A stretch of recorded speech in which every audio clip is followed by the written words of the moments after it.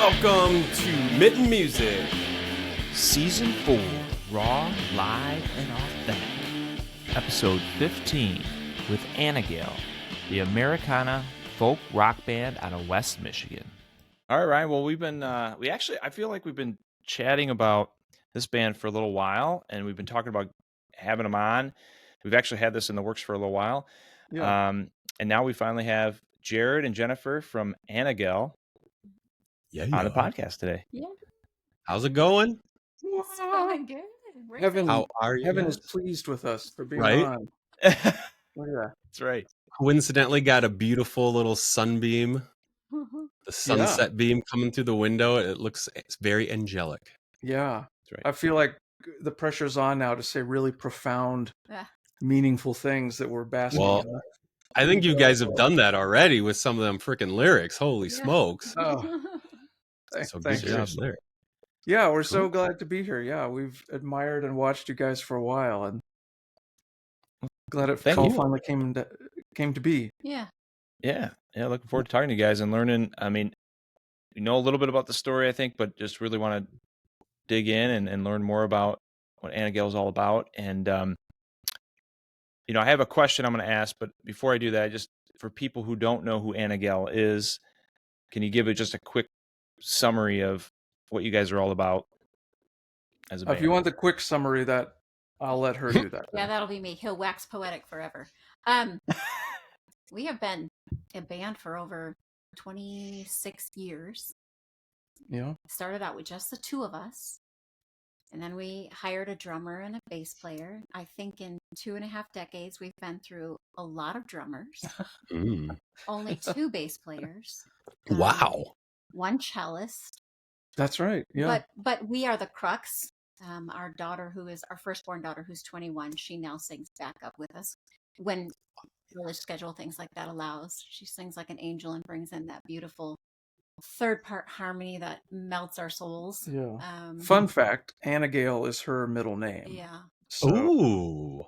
as when we There's the became band name. parents, we've been touring, performing, but when you become parents, that changes your whole perspective, not only of yourself but of the world you live in.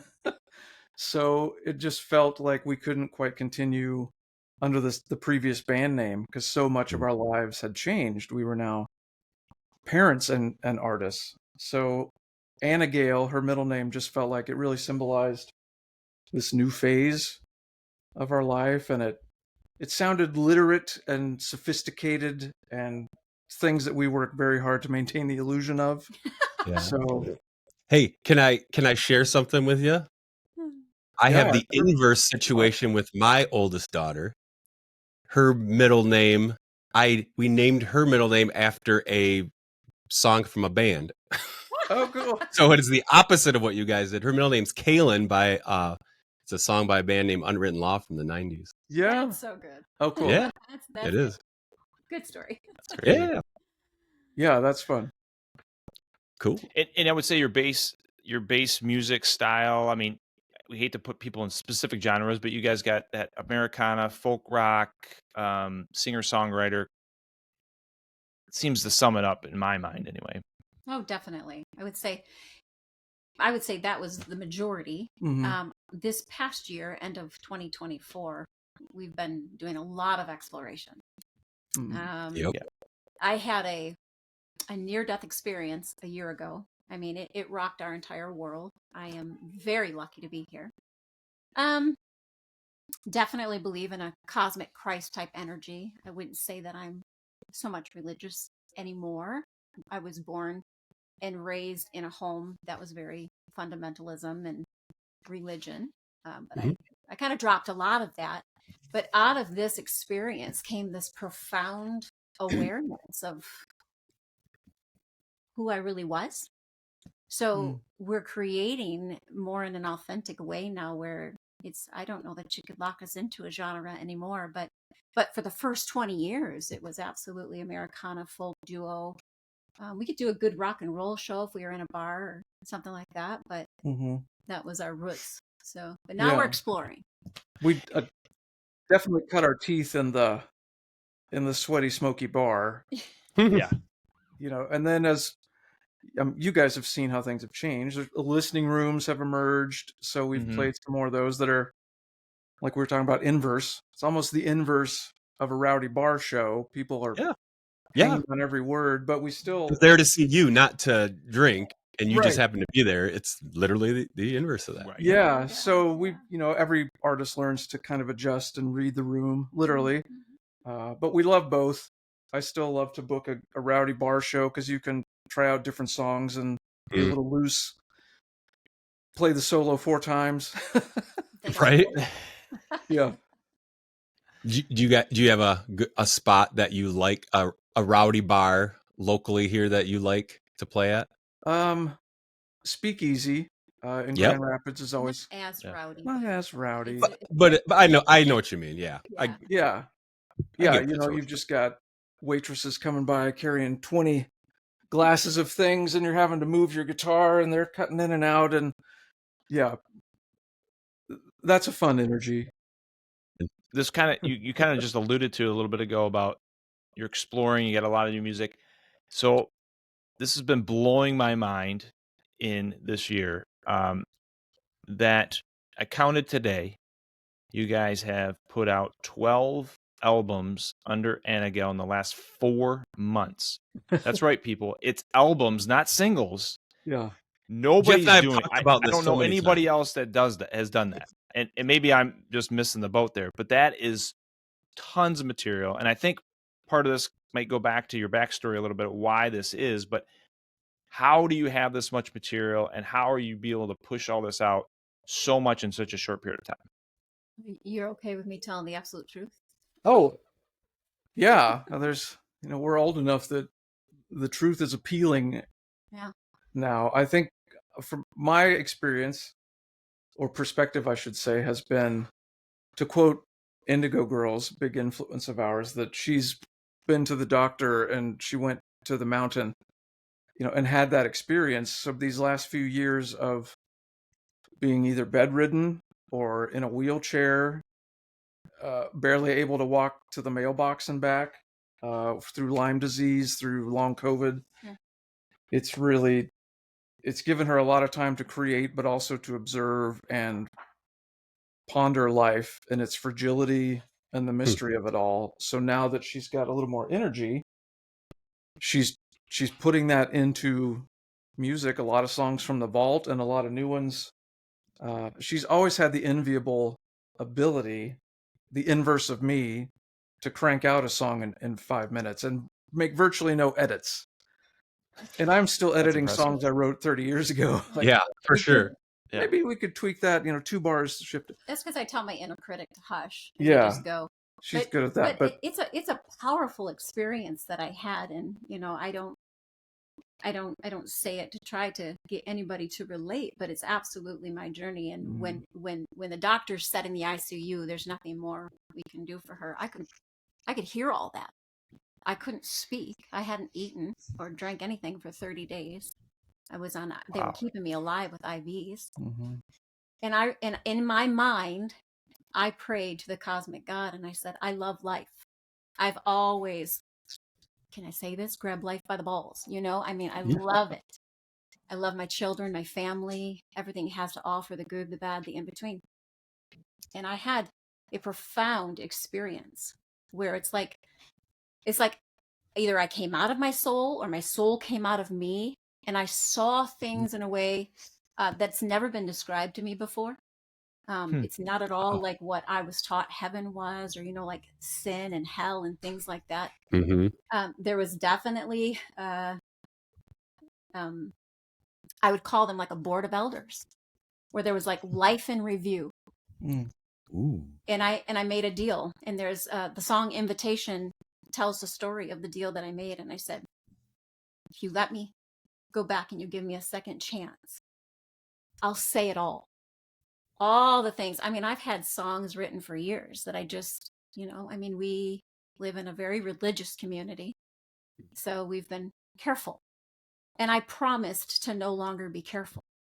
And I promised to sing and speak with the most authentic version of me that I could. And so this is almost like exploration for me, like the little kid in me, the grown adult in me, the soul in me. You know, we're the creation, and every time we're the art, and every time that creation comes out, it kind of mirrors back to us, and we learn more about who we are. I think everything in life is a mirror, right? So they almost started coming so fast, I'd get a little spinny and nauseous, and I just would say, we got to slow it down just a little bit. And so I've talked to some people about this, like, what is this experience that I'm having? Because it's foreign, it's new. And some will say, oh, well, you're tapping into something beyond yourself, or some will say it's cosmic, or some will say you're channeling. And I really truly do believe that there is some kind of a tapping in that's going on. I mean, Milk and Cookies was total jazz, which we've done some jazz, but I was tapping into my grandfather's solos. He was a clarinet jazz musician. Ooh. He did professional music. So But he died really, you were very young, right, when he passed? I was 5 when he passed. But that's in a nutshell. I mean, there's so much to that. I hope maybe someday I'll get it in a book, but right now I'm just writing about it in song. But it physically, I'm not 100% yet. There's things that I work through every day. There's treatments that I do, but I'm better than I've been in a decade. So I'm making up for a lot of lost time. And I'll bring them to him. I'm like, what do you want to add? What do you want to do? And he's like, he's sweating. I'm like, I don't know. I'm too old for this. Right. Another one. Another one. Yeah. But we're doing it, and he's keeping up, and it's going well. But, Yeah. Anyway, that's a nutshell version. And I mean, it was a powerful experience. And I am dead set on keeping my word. That is something. Holy smokes. I liked how you said it's like you're writing a book, but in song. Yeah. That's pretty cool. Like, it's a different way. It's oratory. It's the way we've always kind of expressed ourselves, is with voice first, and then written word came later, right? And so that's pretty cool. Yeah. Yeah, that is powerful. I've had an amazing vantage point of this part of the creative process. I mean, we've been writing and playing together for 25 years. So then seeing her, like, the Richter scale go has been wild. But I've loved these songs and loved the way she has brought in so many different influences that I don't know if we would have just tapped into if we just sat down and say, all right, time to start thinking about another album. These have, not to downplay it, but have had such a supernatural quality and surge to them that we're just riding the wave. That's what I say every day. I'm like, okay, this is the last one, then we'll rest for a while. And then I go to bed, and then I'm up, like, you know, I'm writing it down, or I'm typing in my phone, or I'm voice memoing it. And then the next day, here it comes again. And, you know, I heard, I would maybe refer to him as a spiritual guru. He says, follow your bliss as far as it will take you. Pretend you have no rules. And I think Oprah? I think Oprah said that. I think that's what I'm doing. I think I'm finally tapped into that little kid in me, and I'm following my bliss. And I can think back to 4 and 5 years old when I'd hide in my closet, and that was the safest place for me as a child growing up. And I would sing my way through the fear. I would sing my way through the anxiety. I would make up little ditties and whatever else. And it's literally like that is just coming out now. So. Wow. And I think probably is, whether you're an artist or you're an accountant, I think they're both the same. They're both artists in a way, but we look for ways to find that kind of connection. I mean, there's lots of jokes and cliches about the guru on the mountaintop, you know, or having this soul awakening experience. That's a $1 trillion industry, I think, books and self-help guides. But it's a shame hers had a lot of ER visits and extended hospital stays to kind of approach that. But I can relate to it barely, but in a way that's familiar. As, you know, if I've gone on a silent retreat or I've gone into the woods, I'm seeking some kind of separation from life as normal. So I can really see her being that close to the veil and having this almost like a conversation, like she says, to say, I'm not quite done yet. I think I'm going to go back and create a little bit more, has been inexplicably powerful to observe, much less to get to create with some of these songs that feel like these are, they're angelically inspired. It almost feels like. So it's 2025, for all of its low points, without getting political, has had some pretty amazing high points as well. So it's been a year of extremes for us, and we're only a few months into it. But Yeah, no kidding. Seriously. Well, and all that creativity, you were just telling us about another project, some children's music. Tell us about the children's music that you've been creating. That's another area of bliss for me. I want some bliss. Yeah, I'll share. I just finished an album called "I Love Camping." It's something that our family, we just cherish it. We have been camping with our kids for 21 years. That is something we look forward to every summer, every fall. And so it's every song about camping, about hooking up the camper, and are there bears? Do you hear a bear? And what are the fun things you get to do, and breakfast outside? And so I have just found a new love and passion in writing children's music. I released one a couple of weeks ago that I finished it. I said, okay, what do you want to add to it, Jared? And then it's called Earth, and it's about thunder, and it's about mountains. It's about whales in the ocean. And my goal is to make things less scary for children. I like it. They learn musically. I mean, that is some of the fastest ways that children learn, is when you put something educational to a little song or a ditty. So for sure. So I've been following that as well. And now I'm working on Earth Volume 2. And there's a ton of research that goes into it, because I mean, I really don't know all there is to know about Earth. I have to make sure that what I'm tapping into is legit. And our next podcast is with Neil deGrasse Tyson right after this. Yeah, all right. Yeah, him speak live in Grand Rapids, so I'm excited. Oh, did you? That's awesome. Super cool. It's funny, but I was thinking about the bears one, that I'm like, I've never encountered a bear camping.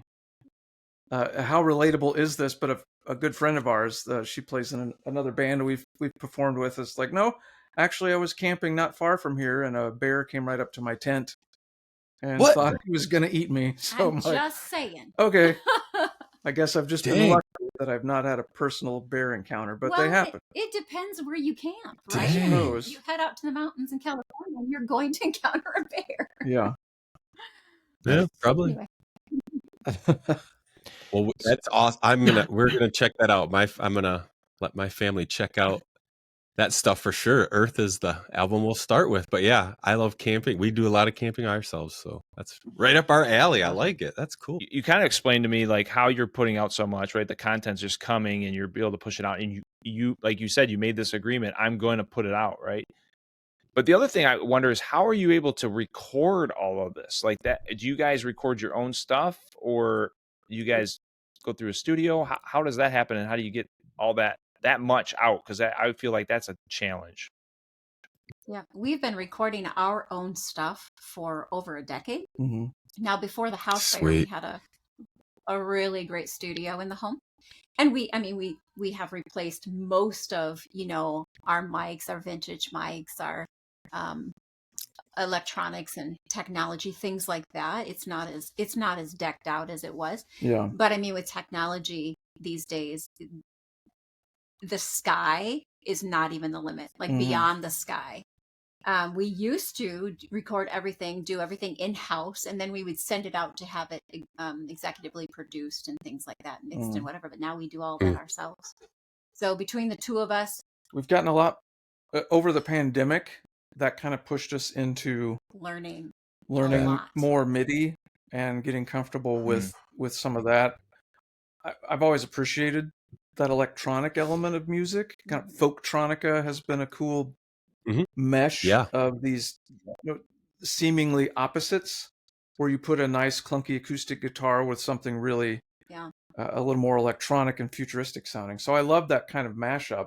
But there's nothing between the two of us that we can't play or we can't cover. Yeah. And then I'm getting a little nudge, like, I also have to give credit. There's definitely something otherworldly happening within us and through us. And, with the experience that we had and I had, I'm not surprised by any of it. Mm-hmm. I'm not surprised by any of it. What we see in front of us in this 3D world, there's so much beyond that.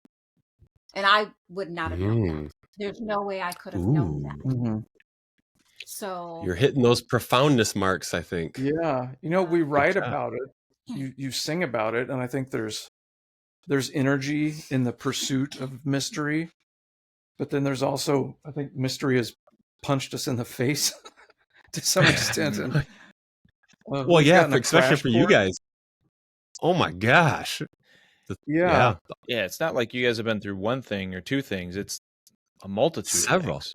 Yeah, it's for and you're sitting here in front of us with smiles on your face saying profound things and how you're still recording me. Like, oh, dang, you didn't let life slow you down at all. Obviously. I mean, the very opposite. So I feel like I can feel it too. This cosmic thing is doing something for you guys.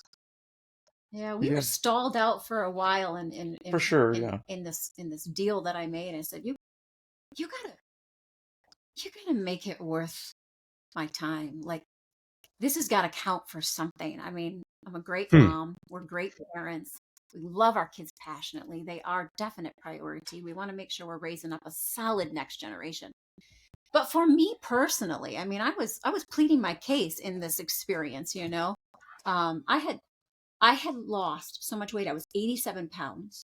I mean, I was I was turning into dust. Mm-hmm. So, if you think about that, when you lose 87 pounds, everything shrinks. I mean, all your organs shrink. Everything is smaller. And I was so weak. And in the soul realm, I'm negotiating with whatever that is. And I'm saying, you have got to make this count for something. And I was telling him earlier today, I said, I'm beginning to see it. I said, there are things happening that I could not have even in my wildest imagination. I couldn't have dreamt it up. That's so crazy. I think that's why we can't ever quit. We can't ever give up because we just don't know what's around the corner. Yeah, that's a great point. Yeah. So kind of going back to history wise, you guys, like you said, you've been doing this for 25 plus years potentially, right? As a group, as a couple, as a group. And you guys, where was the point? I think there was you guys were moving along and then it kind of hit some different stumbling blocks along the way. When did that, I mean, what was your 20 years ago life look like versus now? And then where was that kind of maybe, what's the turbulence? Turbulence where that kind of slowdown hit. Yeah, our first major turbulence was in 2008. This is when we were still real big into the church, and we had taken, we'd gone on a mission trip. And that's when our daughter was abducted. We got her back, but she was abducted. And I think that was like a moment where we just looked at our lives and went, what the heck are we doing? It was a real personal crisis in so many ways. Yeah, I think when we were running around trying to find her, we were doing a sound check at a really large venue in Johannesburg, and in a split second, I think you molecularly as a parent, just even as a human in that situation, but it just rearranges your whole body. So we've never been quite the same. Our nervous system certainly hasn't. I think it informs how we write, how we treat people. It informs, the PTSD of looking over your shoulder. When can you let your guard down? But then we had the 1-2 punch of that shortly after with a house fire. So if you don't have people lurking around corners, you have appliances and electronics that are ready to burn your house down. So it's taken a lot of surrender to reality. I don't know, that sounds profoundly kind of simple, surrendering to reality. Obviously that's all that's around us, but you can create and live in some facades and project some things onto the world, but when that gets all stripped away and you're really forced to accept what's going on and accept your own weakness and vulnerability and admit you just can't go on right now, that's a horrible and sweet place to be. It's a profound kind of rock bottom in a very existential way. So we've been riding our way out of it. I pity the people that maybe don't have some kind of art or expression to climb your way out of that. So fortunately it's come out in songs and music, poetry. So that's definitely was a couple forks in the road, I think, that made us a lot more authentic. Not that we ever really wrote fluffy bubblegum, Sure. but it's really hard to maintain any sort of feel-good facade if you're really wanting to express from an honest place, the songs are going to be dark and they're going to be sad, and you just hope your audience can hang with you. We have fun banter between songs, introducing them and trying to explain and set them up. But it's cathartic, certainly, and unfortunately, people have been there to listen, which is a profound way to heal with an audience.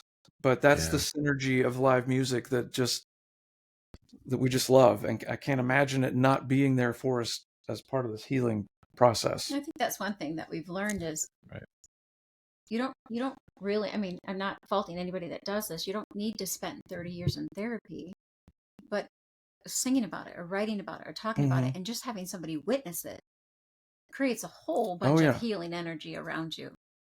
So I don't take any of those moments lightly when people show up and they listen intently, and then we talk about it afterwards, or they say, hey, I connected with this, or they come up and they're crying and they can't even get words out because they so get it, and I don't know that we necessarily signed up for a perfect 3D experience. I think this is what we signed up for. We wanted to experience and feel it all, and boy, oh boy, were we overachievers in this arena. It might be Freud, I think, that coined the term the talking cure, which you can put in, a therapist's office kind of setting. I'm on the couch and I'm just going to talk and explain my situation. There can be some release and healing in that, but there's the talking / singing cure as well, or / expression cure that can get toxic, and that can build up in you if you don't have a way to kind of let the valve go and release some of that. So it's come out. Come out. We all need an outlet in some way, right? We all need an outlet. If we don't, we internally destroy ourselves, or whatever it might be. It eats away at us if we don't get it out. Yeah, it's such a balance. Yeah, knowing when to give the darkness some space and let it out, and then knowing when to just invite it to the table and have a conversation. It's such a dance with how that all comes together in life and music and art. Yeah. Crazy.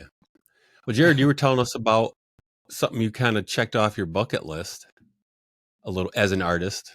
Yeah. You want to tell us about what that was? Yeah. We had the pleasure of releasing our first live album early this year.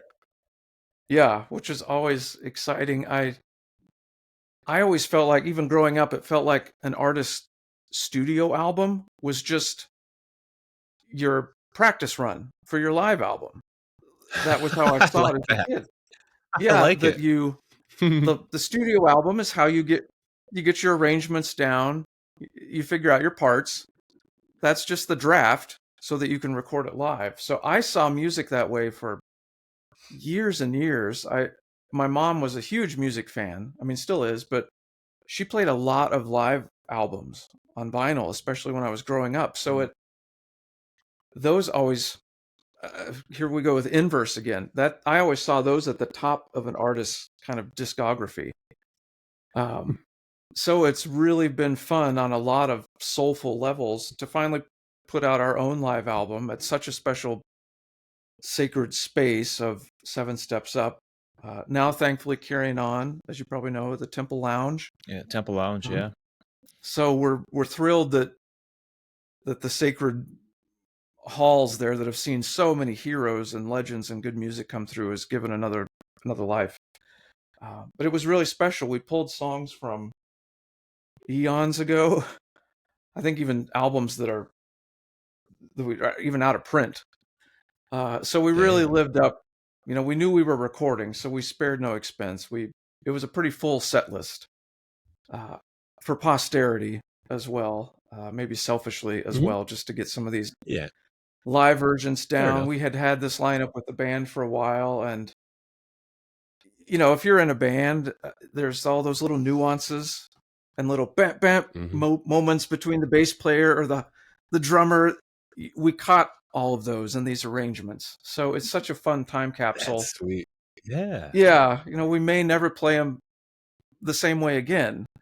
Uh, And we packed out the venue to boot, and that was after a couple years of not it was really playing out, really So great crowd. it was Yeah. exciting. Sweet. Good energy. COVID hit shortly after that was recorded, which was a strain on the venue. And then we lost Gary, our dear friend and co-owner. So it was bittersweet when we kind of dusted it off and said, let's come back to this project maybe and release it. COVID and everything that happened with that just kind of put us in a spin. So we've done several other albums while this live album was kind of percolating and we were mixing, and I think we had to settle back into it and reconnect with it again. But now it's amazing to get those out and have that notch in my belt to feel like all those practice albums now have come out in our live album. A very rewarding feeling that I didn't even anticipate. I can only imagine. That's Yeah. awesome. That's That's cool. Heck Yeah. Did you guys ever get to 7 Steps? No, I I did not. Looking forward to going to Temple Lounge, but never did get up there to 7 Steps. no. I was gonna say it's kind of interesting because some live albums, right? I think might be somewhat planned, but they might be a compilation of different live shows. Sometimes that happens, or right. there was, hey, we're gonna Mhm. record. We record certain shows, and then we're gonna take the one we like the best, The or best shots. like in this Because they're case, you playing the guys, same set list every time and whatever. yeah, Yeah. like in this case, it seemed like it was very intentional. We Yeah. want to do it at this venue. We want. I like your way better. That It was. if I really was cool. like as an audience member or a listener, a concert goer going there, and I'm like, oh, I'm gonna go see Annagail, and I didn't know you were gonna do it. I'm assuming you, and I apologize if you did mention this. You told the audience you were recording, or was it obvious that they could tell you were recording a little extra No, than we let them. anything else? Like, Yep. Yeah. Mm-hmm. like I would be like, wow, this is the best thing ever. We're here on a night they're doing a live Right. album. That's badass. Yeah. There is the That's so. there is the one guy that just kept coughing. Bless his heart. Oh, And, as I mixed this for Bummer. 2,000 hours in headphones, I Trying to wish get that rid guy of would it. have remembered we were recording the live album, but he really needed a lozenge, and nobody was there to help him. So he's like he was the extra You member could of the yell at him band during that the set. I know. Yeah. You can probably play it. I'm glad and you he'll be can't like, catch a cold to your headphones. Mhm. Yeah. Yeah. So, but it's kind of funny because, like we were saying, Right. it was just, we hit record and we went for it. So we can't take out those moments because we weren't trying to really pick the jewels out of 2,000 live shows. We just recorded an hour and a half, and what we got is what we got. So coughs and all, Yeah. that's live music. And it's That so is easy and live music. tempting Right. to edit all of that away. I know fellow musicians may be watching this are like, the tension of wanting to Pro Tools out everything it can be tricky to resist. So we did our best. So that guy's cough is still all over it. Sweet. I'm gonna listen for it. Okay. Don't even tell me the song. I'll find out. I'll figure it out. Okay. All right. The challenge is on. Yeah. So speaking of live performances, now you guys are kicking out a lot of recorded studio material, right? Is there plans to get out and get out some shows, and what's that look like for 2025 for you guys? Absolutely. Yeah, we're booking right now. We've had a few dynamic shifts. So I'm moving into a incredible clean bill of health and strength, and Jared has, Good. I don't know, been battling some form of incredible neuropathy Yeah. since Yeah. about January. I mean, it's been a slow burn. So Mm-hmm. so we are getting out, Wow. we are playing. I'll be taking over the lead. He'll do harmonicas, of course, beautiful vocals and harmonies, things like that, but we won't have as beautiful, maestro string playing, but we're still going to play. We're getting up north this summer. We're going to do a little bit of a Midwest tour, Mm-hmm. and we're going to debut. What we're going to try to do is take one song, probably title track from each of these new albums, and at least incorporate those in some way. And then, of course, some of our old trusted favorites. But yeah, the dynamic has shifted just a little bit. Our daughter, who she's in her senior year of college, she will graduate March 2026. She won't be able to travel with us, so it's just going to be Jared and I hitting the road, and we are booking up new shows we do all of our own booking, all of our own PR. So that's Wow. to Good me, for that's you. a little bit more daunting. I just want to create and perform, but it's just kind of the name of the game. Mm-hmm. So Mhm. we're doing some radio shows. We got some of those booked, and We've had a long friendship and partnership with High Plains Public Radio. I grew up in Southwest Kansas, so Okay. they were a longtime supporter. Like, they played my first cassette in like '93, playing a cassette on That's the awesome. air. the Folks. It was called the Folks, Yeah. right? So Legit. that's legitimately old. But they've been longtime supporters, and so they've connected with a lot of artists over the years. But it's kind of an ambassador tour where we just do some general jolly goodness spreading on behalf of High Plains Public Radio and public radio in general. But just play a lot of venues to bring awareness and help support public radio and NPR. It's even kind of under fire and under some strain and stress right now. So all the more reason to get out and remind people of the goodness and the hyper specific regional programming you can get from a radio station like that. So we'll be doing that. Oklahoma, Kansas, Colorado, Texas, kind of covering their listening area, and maybe swing out west while we're out there. It seems silly to maybe not find an excuse to play our way to the West Coast. Yeah, for sure. I agree. Yeah, Good and then stuff. some other Michigan shows, just a few more added today. So everything's kind of funnels through the website, Cool. Annagail.com. You can find everything there. But It's a good looking website. You guys got it. You guys got all the thanks. parts and pieces, plus all the tons of music. Wow, some bands struggle with like one thing or the other, but you're doing it all. Good job. Yeah, we're doing it. We've learned a lot. I mean, we're in our 50s, so I mean, yeah, we're doing a lot. We started a coffee business at the end of 2024. Oh, yeah. So it's called Krell and Picos, and that's all our kids created it in that. Our son, our youngest, he built this coffee shop in Minecraft, and I'm telling you, Oh, he left out no detail. Yeah. And so my gosh, that's awesome. We have a local roaster, and it's Jared and Cohen's caricature as our logo, and it's called Krell and Picos. You can find it at krellandpicoscoffee.com. But that's something that we're doing too. We're just having a riot. I mean, we got an assembly line that goes on in the house, and we do just orders online. We haven't done any vendoring or anything like that right now. But just having a lot of fun, making up for a lot of lost time. Sounds like it. I can't say that it's not exhausting, but it's what we're just compelled to create. I think it was a Paula Cole podcast a couple months ago, and she called it a constellation. That an artist, the modern day artist now, you have this constellation of skills that you have to develop. And if you're fortunate enough to hire that out, more power to you. And we're not the only ones DIYing it, I know, but yeah, I think you asked 20 years ago, the 20-year ago version of me was just on my bed writing some sappy love songs, but now that guy is still trying to be a songwriter, but a video editor and an audio engineer and a mixer. social media manager, A website developer. web developer, and hats off to any, all the other artists that are hustling and doing it. But it's a lot more than just sitting on your bed writing trying to emotionally connect and write a vulnerable song. You then put on this different hat and you become a marketer.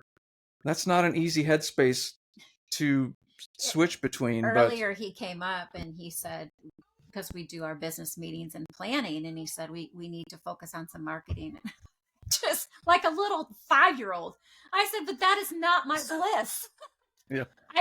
I have no interest in that. I don't want to promote my face. I don't want to market. I just want to keep creating. Yeah. But it's part of the whole wheel. So. Mm-hmm.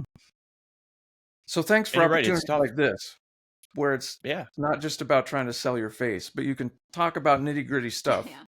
You guys are great at that. That's what first turned me on to you guys so long ago. It was like, man, these guys so obviously love music 110% that it's just infectious and contagious. So kudos to you guys too for what you do. We like hearing that. Yeah, you guys are inspiring. That's great. That's awesome. We appreciate it. Yeah. You guys are as well. Thank you so much. That was the crash course right there about Annagail. Yeah. Lifelong learners, creators. Yep. And they keep making music. So here we go. 2025 is just getting started is what I hear. We can't wait to see you. Oh man, but I'm so tired. Well, that was great, guys. We will look forward to checking you out live. We're going to look forward to, I'm sure we got some more albums on the way. We got more songs coming out. We're excited to hear what you guys are creatively putting together. Right? There's one releasing at midnight. At midnight. Tonight at midnight. That's hilarious. That's awesome. But they answered our question, Jeff, on how they were able to put out so much music. I know. Yeah. I've been that's been burning in my mind for we've talked about it so many times. How is this happening? How is this happening? There's people that spend a lot of money to partake of substance to get them to this level of. We've tapped into Taylor Swift. Yeah, I guess. Right? Yeah. She's insane too. Yeah, no doubt, for sure. Yeah. Here's another one. Here's another one. Here's another one. Absolutely. Everybody needs to check out Annagail. Go out to annagail.net or check them out on your streaming platforms. You got to catch all the music, the children's music, just the regular songs, the live album. Check it all out. Thanks, guys, for joining us. Yeah, thanks so much.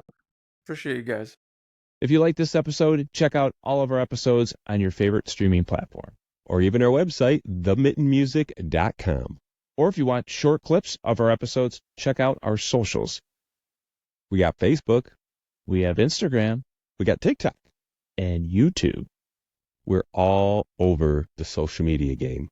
Make sure to check out some live Michigan music or listen on your favorite streaming platform.